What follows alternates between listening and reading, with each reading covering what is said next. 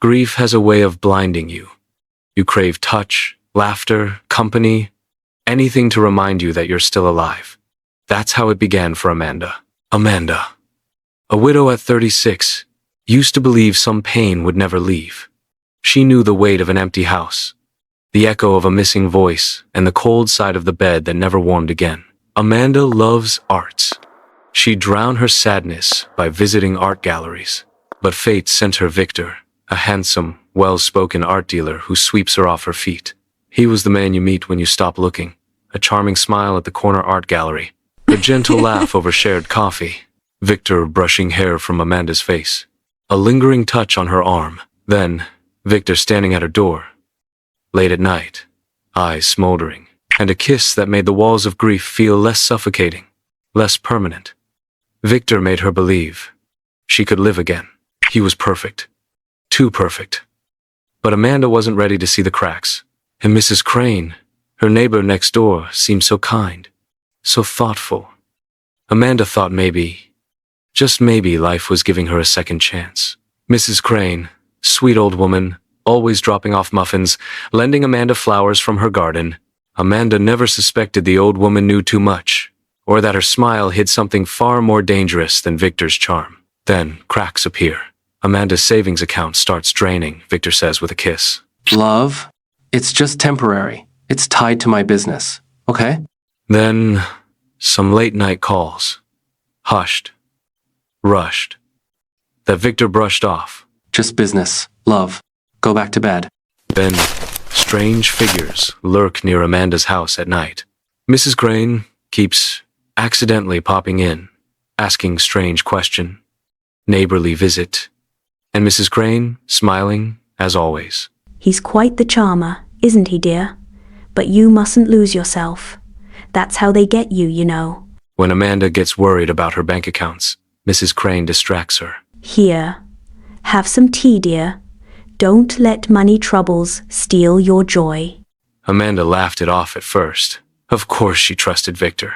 Of course Mrs. Crane was just being a little nosy. Of course everything was fine, until one evening, Liz's car went off the road. Liz, Amanda's only friend, her only sounding board, gone overnight just like that. Liz had always been the sharp one, the friend who saw through the smiles, the friend who knew when something was wrong. Victor hated her from the start. She was the one who told Amanda, Amanda, listen to me. There's something off about him. His background, his accounts, they don't line up. Please, promise me you'll be careful. Amanda brushes her off at first. She's blinded by love. Liz, stop. You're just worried because you're alone. You don't know him like I do. Amanda, I do know men like him. They charm, they isolate, they take. Please, don't push me away. Later that day, Liz confronts Victor directly. I know who you are. I know what you've done. Stay away from her. Oh, Liz. Always meddling. Always the little lawyer who thinks she's a hero. You were never a threat. You were just a gnat buzzing in my ear. And now, you're gone. The accident wasn't random. It was punishment. Because Victor, when pushed, didn't just manipulate. He destroyed. Amanda was spiraling. Liz was gone. Victor was pulling her deeper into his world. Mrs. Crane was always nearby. Too nearby. Amanda tried to brush away the whispers in her mind. But the house felt colder. Victor's touch felt heavier. One night, Amanda found herself pacing the house, unable to sleep. She opened Victor's briefcase, something she had never done before. Inside, beneath a stack of contracts, was a folder, neatly marked, family documents. Amanda's heart pounded as she flipped through. A birth certificate. Not Victor's, but someone named Daniel Crane. She stared at the name. Her mind raced. Crane. Mrs. Crane. She pulled out another document, an old news clipping, faded but clear. A photo of Victor No. Daniel standing beside an older woman. A headline. Mother and son duo suspected in multi-state romance scam. Victor is Mrs. Crane's son. She's been the puppet master, training Victor to seduce and con vulnerable women like her. Liz's accident wasn't an accident. Mrs. Crane orchestrated it to isolate Amanda. Amanda realizes the real enemy was living next door all along. Amanda wept. Love's facade shattered, collapsing. He's her son. He's been her son this whole time. I let him in. I let them in. God, Liz, you tried to warn me. But the truth was sharper than any wound she'd ever known.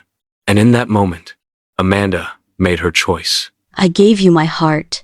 You thought that made me weak. You were wrong. I trusted you. I let you in.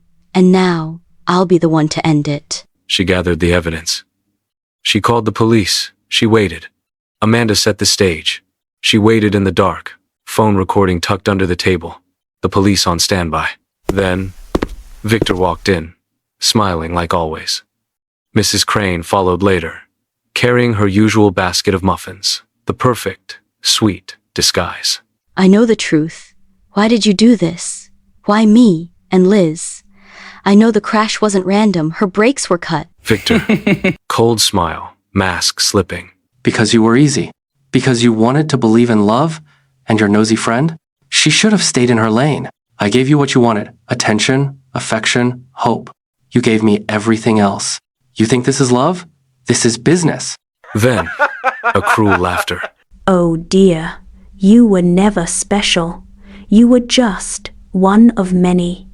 Trust is the easiest thing to steal and the hardest thing to get back. But you're clever, Amanda. They never usually figure it out. The police burst in, guns drawn. Victor snarled. Mrs. Crane calmly raised her hands.